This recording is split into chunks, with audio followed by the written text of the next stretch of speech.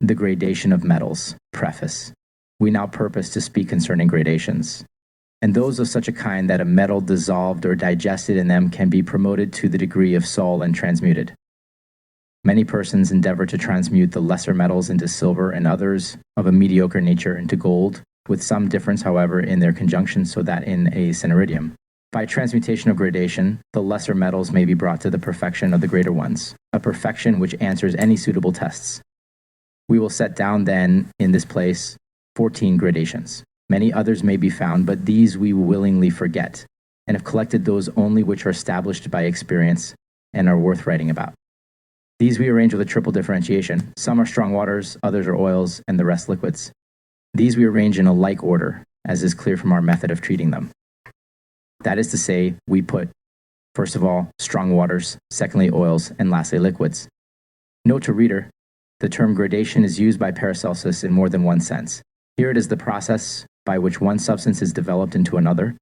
Care must be taken to distinguish between this and the grades of metals, etc. Thus, in gold there are said to be 24 grades, in silver 32 grades of softness, in iron 46 grades of hardness, in lead 18 degrees of flexibility, 12 amalgamation in copper, in mercury 83 properties, or branches. Chirurgia minor, lib. Third, the first gradation. Take of vitriol, alum and salt niter, 2 pounds each, of fluoceris, crocus of Mars and hematitis, 1/4 pound each, of cinnabar, 1.5 pounds of antimony, 3/8 pound, of arsenic, 1/8 pound. Let all be distilled with a very strong fire into strong water, which purify and clarify after the method of such waters, and dissolve therein cemented Luna, or part with part, Luna and Venus, then put it in digestion for a month. Afterwards, take out the residuum by fulmination, and thus you will find it transmuted. Let that which is still in the aquafortis be precipitated and fulminated as above, and thus the remainder of the silver can be obtained. Care should be taken that the aforesaid simples be prepared and separated, first of all, in purgation, because any impurity hinders this work of transmutation very seriously. Note to reader, from the time of Basil Valentine, antimony played almost as important a part in the operations of alchemy as it performed in medicine. It is variously described by Paracelsus. Sometimes the term is made to include all marcasites, cachamies, talcs, ogyria, etc. De Morbis Metallorum, Tract 3, Chapter 3. Again, antimony transmutes Saturn into Venus. Dardenia. It receives its body from Mercury and is the most gross nature of Mercury after it has been purged out, that is, expelled from the prime principle. It retains all the powers and virtues of Mercury. Of all products coming forth out of the 3 first principles, there is none which retains the virtue of Mercury more patently than antimony. It is nothing but Mercury coagulated through the spirit of salt and sulfur, but at the same time understand that it is derived from the gross and rough, not from the subtle nature of the said Mercury. De Alentia Aquae, Tract 5, Chapter 5.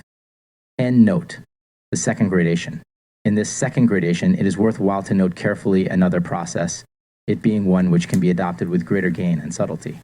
As follows: take of saltpeter and of cinnabar each 1 pound. Let them be pounded together, and the water distilled from them, which water preserve. Do the same with an equal weight of antimony and arsenic. Mix together the 3 waters, and add of salt niter, alum, and vitriol each 1 pound. Distill all again, after the manner of aquafortis. Afterwards pour this on its caput mortuum, which has been finely powdered.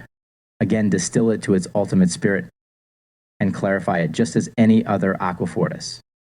In the case of all metals which have been dissolved in it and have remained in digestion until perfect, its powers of operation are incredibly great. In very truth, there are latent in a composition with these ingredients all the forces of those metals which have in themselves a corporeal matter. For 3 of such distillations tinge so powerfully by the force of the water that scarcely any greater or more powerful means of working with strong waters could be found. The third gradation. The third gradation, which is reckoned as last among the strong waters, is to be understood and compounded as follows. Take of cinnabar, arsenic, and antimony each 1/2 pound, of saltpeter 2 pounds, and of sulfur 1/2 pound. Let these be pounded together, mixed and distilled to strong water with a very powerful fire. Afterwards take 2 parts of this water, of common alum and alumen plumosum, each 1.5 parts, of vitriol 1 part, of verdigris and crocus of Mars, each 1/2 part. Let all these be distilled together into a strong water with a very violent fire. At length, for the whole of this water, take 2 parts of the caput mortuum, and of antimony, verdigris, cinnabar, and sulfur, half a part each.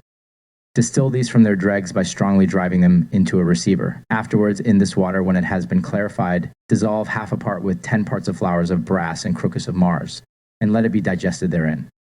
You will afterwards find more of the residuum transmuted to sol than you would deem possible to the art. The 4th gradation. Let us now speak about gradations made with oils, which do not dissolve after the mode and form of strong waters, but in digestion, and thus accomplish their perfection. The first gradation of this kind is made with oil of antimony, in which is latent a wonderful tincture of redness. Following be the process adopted. Take of antimony 1 pound, and of sublimated mercury half a pound. Let them both be distilled together over a powerful fire by means of an alembic, and the redness will ascend as thick as blood. This tinges and graduates all luna into sol, and brings the latter when pale to the highest degree of permanent color. The 5th gradation. The 5th gradation, whereof the oil is reckoned second in order, is made in the manner which follows.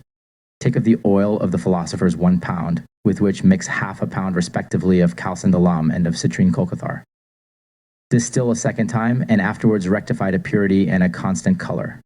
Put in luna, and let it remain in digestion. Reduce what remains, separate it in aquafortis, and lastly fulminate by means of Saturn. The 6th gradation. The 6th gradation, third in order among the oils, is made in the following way. Take of live sulfur 2 pounds, and of flax oil, linseed oil, 4 pounds. Note to reader.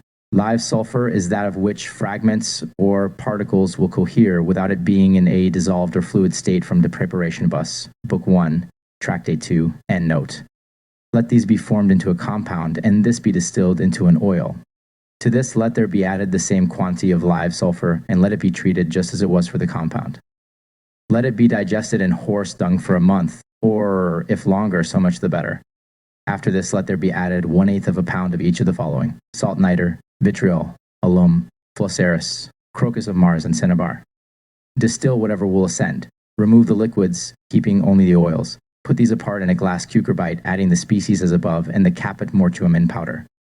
Distill again as before. Afterwards pour it off again from the dregs. Let it be putrefied a second time for a month, and further distilled.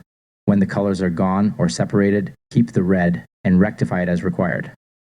Lastly, let plates of luna be digested at the proper time, and at length reduced by a process of fulmination. The 7th gradation. Gradations which are produced by liquids are found in 2 different forms, namely, the tenacious and the watery. First let us speak concerning the tenacious. Take 1 pound of honey, and in it decoct 1/4 of a pound each of vitriol and of alum with 1/8 of a pound of lumen. Distill the water from these over a strong fire, and add thereto 1/8 of a pound each of the caput mortuum from a human cranium, and half a pound of sulfur. Decoct into the form of a heifer and digest for a month, then distill and rectify with water until pure. Afterwards add 1/8 of a pound each of sal ammoniac, flosseris, crocus of Mars, and alum, 1/4 of a pound of vitriol, and 2 ounces each of fixed antimony and fixed red arsenic. Pound these together, put into water, and let them stand in heat for 10 days. Afterwards let the liquid be separated from the dregs, purify and project into the mixture metallic plates, then let them remain in moderate digestion until perfect. Lastly, let the matter be burnt, separated, and fulminated.